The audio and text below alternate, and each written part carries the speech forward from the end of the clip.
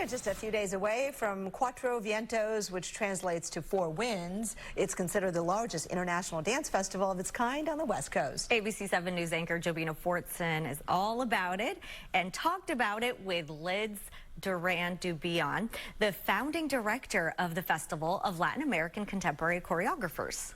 So I understand this is the 10th anniversary. So what can people expect this weekend? This weekend we have 2 distinct programs featuring 6 different pieces. There's a variety of Latinx, Caribbean, BIPOC, queer, immigrant, disabled, and first-generation Mexican-American dance artists, some of whom are top scholars in our field of dance, flying in from all over the nation and abroad. Oh my gosh, that's amazing. I'm curious what inspired you to create FLACC, and how do you envision its future as we progress in this world of contemporary dance? It gets broader and broader, which I personally love. Definitely it is, and every year we're exploring what Latin America is.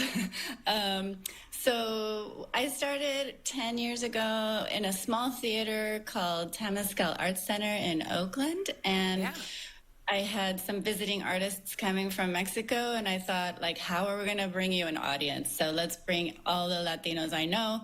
And we had about 7 choreographers join, and everyone volunteered, and it seemed to fill this really empty space that the Bay Area didn't have yet, or even the West Coast, really, in the realm of contemporary dance. So as we've evolved, we've gotten involved with local universities and dancers in academia, dancers on the ground, and it's been really interesting and exciting. We have master classes, art talks, and performances all week long.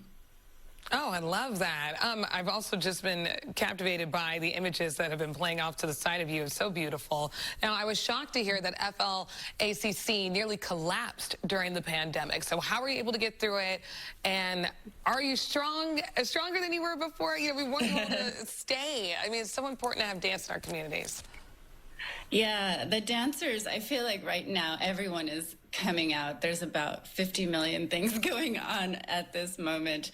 But yeah, during the pandemic, we decided to go online, and we had a 9-week virtual program that actually gave us an opportunity to have an international reach in a particular way, you know, through the screen. But it was great to have conversations with artists and learn more about them. So we got through it, and we're still struggling, but we're waiting for you. We've got lots of open seats this weekend because most of our artists are coming from far away. So we're really just hoping that the Bay Area shows up for them, and they are pretty phenomenal. So I wouldn't miss it. We want them to show up. Anything lasting as we leave here that you really want people to know before they come out? Because we're speaking it into existence. So somebody watching here is like, you know what? I'm going to check that out this weekend. Okay, well, Friday and Saturday we have Christopher Un Pez Verde Nunez, which means a green fish. That's him right there. He's a visually impaired and formerly undocumented Princeton Fellow and Jerome Robbins Fellow that's coming from New York, and also offering a workshop this morning if you can make it. It starts at 10. And Fernando Ramos, that's his company right here, is coming from Santa Fe, New Mexico, and he's bringing in 4 dancers straight from Puerto Rico. We're hosting them at the Phoenix Hotel, who donated some rooms to us, which was so super generous.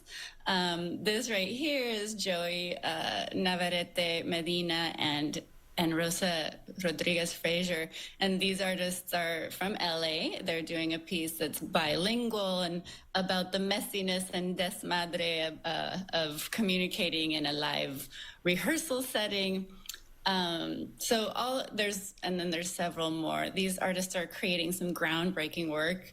They're funny, they're tragic, and they're beautiful. They transcend culture and the politics of the body, and they communicate the power of dance, storytelling, and imagination, showing resilience in some of the most difficult times for our communities. And for more details and tickets on this weekend celebration, you can go to our website, abc7news.com.